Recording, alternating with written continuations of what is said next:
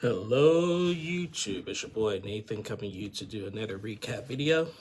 Today we are talking 90 Day Fiancé The Other Way, Season 7, Episode 14. Got it. So we're just going to get on to it. It's going to be a quick one. Because this episode was boring as it could be. The first couple I want to talk is Anthony and Manon. So we all remember what happened last week with Anthony and Manon.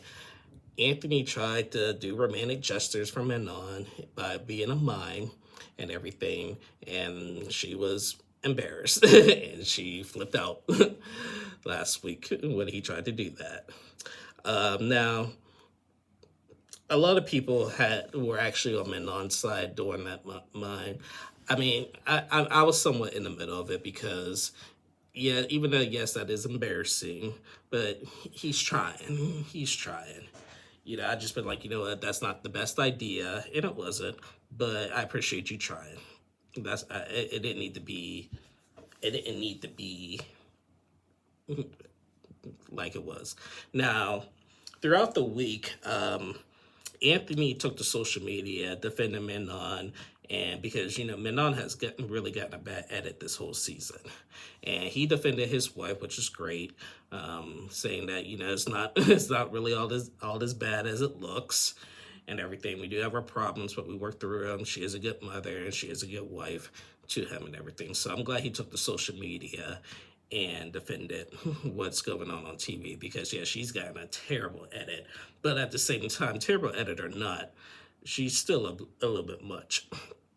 So in this episode, Anthony is trying again to do a romantic gesture. They're in the car going to like a hotel, this romantic hotel and everything. But in the car, they get into another fight because, well, Manon wants to go get her nails done, and he said, well, I can do them. Does your mom have any nail polish? And she flipped out. She's like, are you serious right now? And everything. And he's just trying to save money. We're trying to buy a house here in France and everything.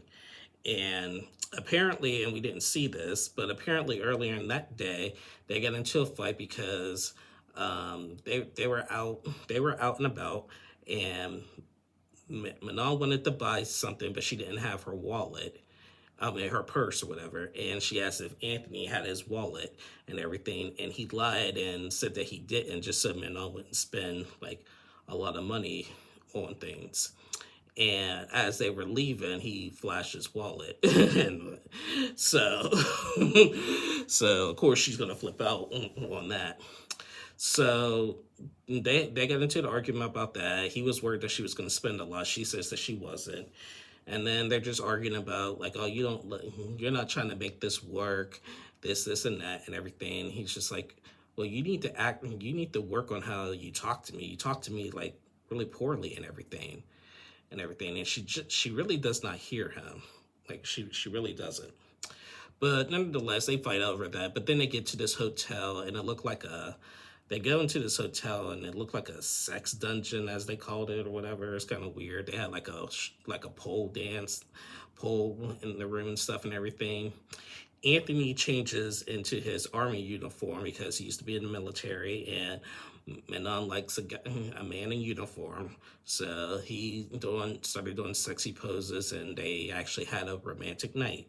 So I'm glad that the night ended well. But yes, like I said, I'm glad Anthony cleared the air that it's not as bad as it looks and everything, which I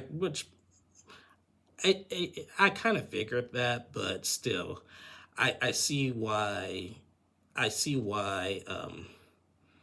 everybody's frustrated with Manon, but I still think she's a bit much. But yes, I will admit that she's gotten a bad edit, but bad edit or not, she still needs to chill out, in my opinion. So yeah, that was Anthony and Manon. Next couple I want to talk is freaking Greta and Matthew. Now, last week, Greta and Matthew broke up. Greta said that she did not love Matthew anymore, and she made that vegan shepherd's pie, and just like broke his heart. And this episode, it's just a continuation of that conversation. she's just like, you're gonna make somebody really happy, this, and that, and everything. And I don't know if I'm the right person for you. And he was just like, Greta said after 6 months and her arriving to the UK that she just felt the disconnect and everything. And Anthony was just like, well, I proposed to you, and realistically, Greta's only been in the UK for a couple of days. Really, as for us, it's been weeks, but it's for their filming time, it's only been a couple of days. And he's just like, it's only been a couple of days. We need to spend more time together. And I said that last week. They need to spend more time together in order to just get that spark back and everything.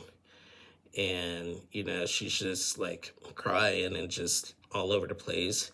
Ultimately, Anthony appreciated her honesty, and she got up and she just like, I gotta go stay at a hotel for the night and everything.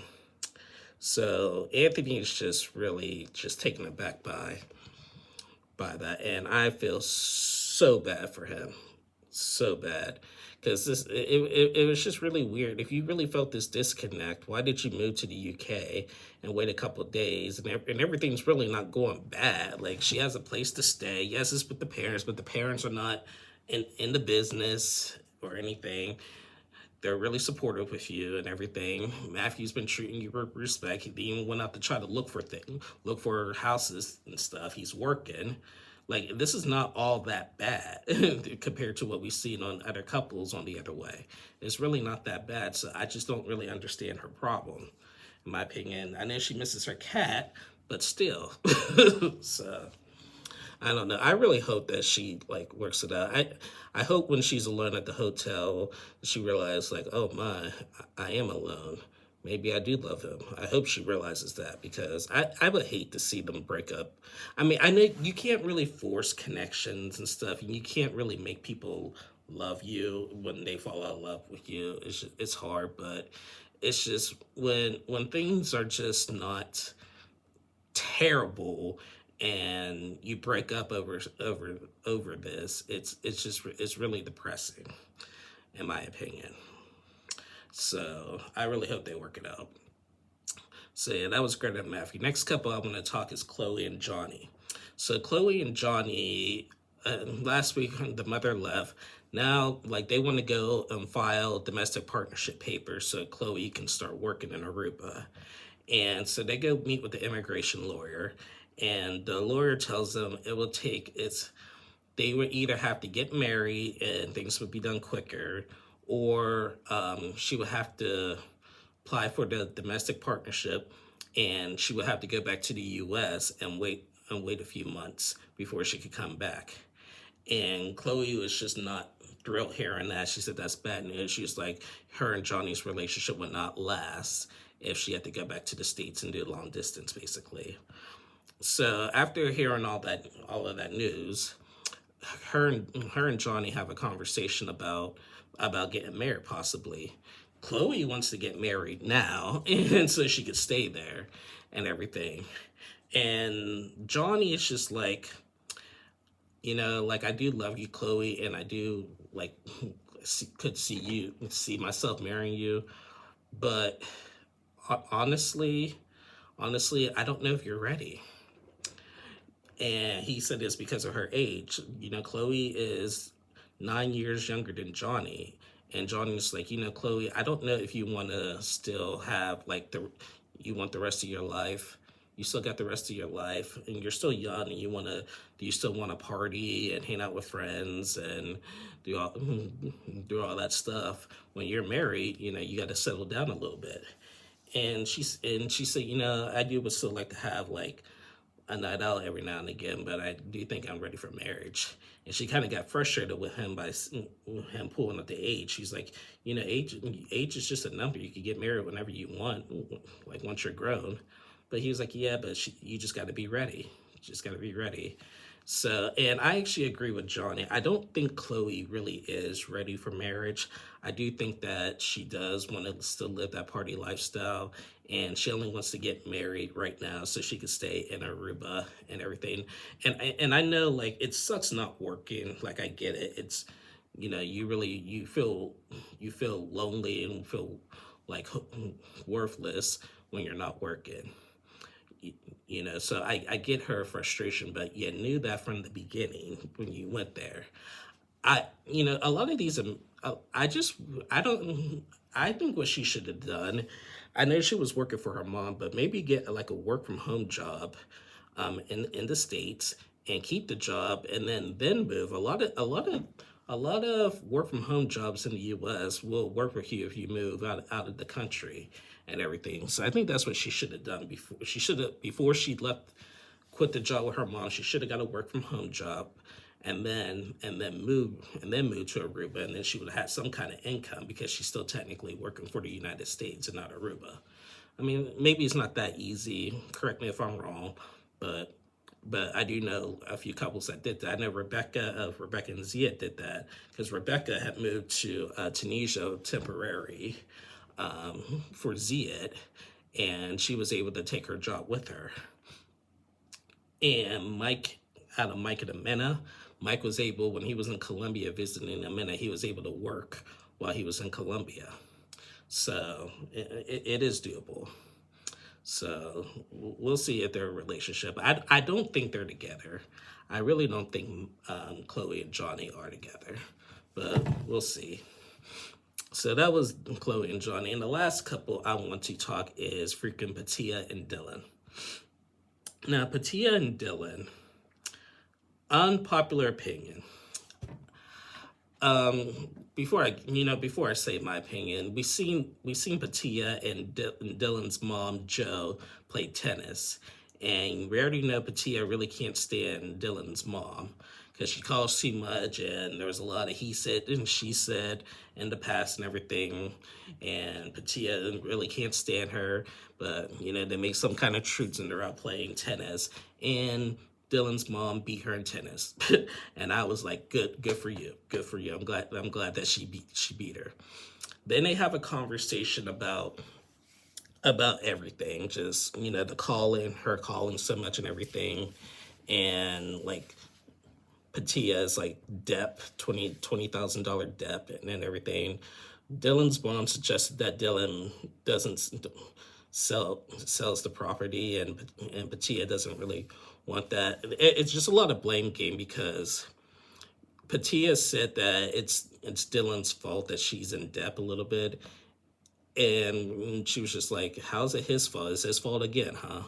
And everything. Oh, he made me get in debt and everything, and now you're telling me what to do with my finances, and we're just getting nowhere. And then she was just like, in order for me to feel comfortable here, can you not call so much and everything? And this is where my unpopular opinion comes into play. Now, Dylan's mom said that she'll try to back off a little bit and everything, but at the same time, that's her son. Unpopular opinion, Dylan and his mom could talk when and whenever they want. No woman is going to come in between me and my mother. No woman is going to tell my mother and me when and when not to call. Okay? I don't know why Patia is getting so mad over this. I know this is unpopular opinion, and everybody's going to think, oh, well, Dylan's a mama's boy, and he ain't saying nothing, blah, blah, blah, and everything. No, this is a mother and a son. And we've seen Dylan and Patia in the car have a conversation about it, and they argued about it. And Dylan's like, what if my mom died and everything? And then Patia's like, she's not going to die. She said, we were out playing tennis. Well, she's like in her 70s. I mean, anything can happen. I mean, yes, that may sound a little extreme, but anything can happen. I'm on Dylan's side. Like, the fact that you have an issue of me talking to my mom so much and everything, that's a problem. Like, you're blaming me for everything. Why don't we just talk about your little $20,000 debt that you keep blaming me for and everything? And we just got nowhere and everything. And then we left off with a cliffhanger. Patia said that there's something else that I got to tell Dylan that it's just going to make things worse. Oh, my God. So everybody's on Patia's side with things, but I'm not. And again, I know it's an unpopular opinion, but nobody's going to come in between me and my mother. Nobody. Now, it's not like And this situation is definitely not like a Colt and Debbie situation or a Brandon and Betty situation. They have a healthy mother-son bond, and it's not they're really not interfering in their relationship. They don't even live together. So this is not that extreme like Brandon and Betty or Colt and Debbie. Dylan and his mom Joe have a healthy mother-son bond, and Patia just needs to live with it, in my humble opinion. That's just me.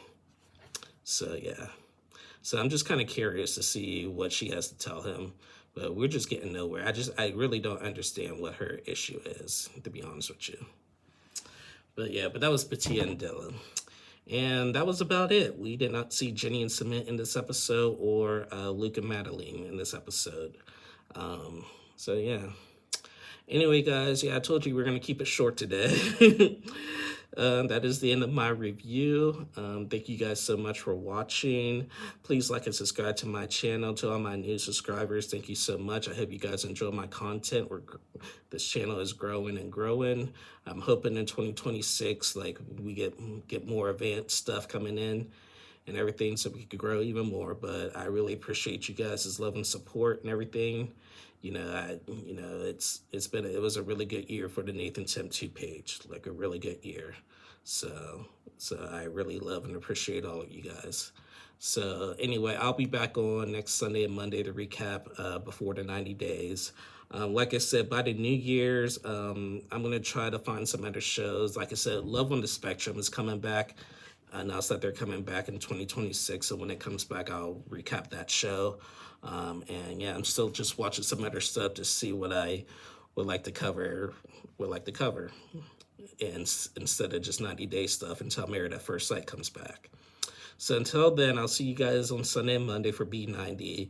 And y'all stay safe and have a good rest of your week. Love you guys. Bye.